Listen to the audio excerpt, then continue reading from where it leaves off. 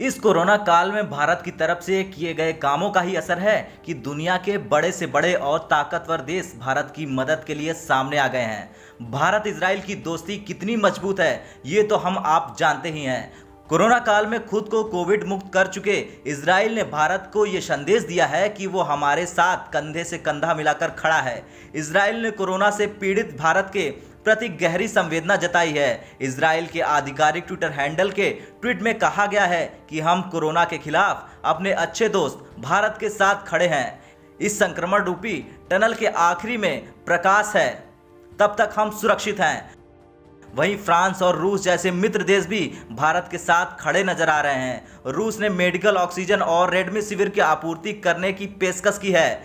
Moscow की ओर से कहा गया है कि वो हर हफ्ते 30 लाख से 40 लाख रेमडेसिविर इंजेक्शन की आपूर्ति कर सकता है, जिसे और भी बढ़ाया जा सकता है। जल्दी जहाज़ों के जरिए ऑक्सीजन की आपूर्ति भी शुरू कर दी जाएगी। फ्रांस के राष्ट्रपति मैक्रोन ने भारत में कोरोना के कहर को लेकर संवेदना जताई है और मदद की पेशकश की है। उन्होंने अपने संदेश में कहा है कि मैं कोविड-19 से जूझ रहे भारतीय लोगों को एकजुटता का संदेश देना चाहता हूं।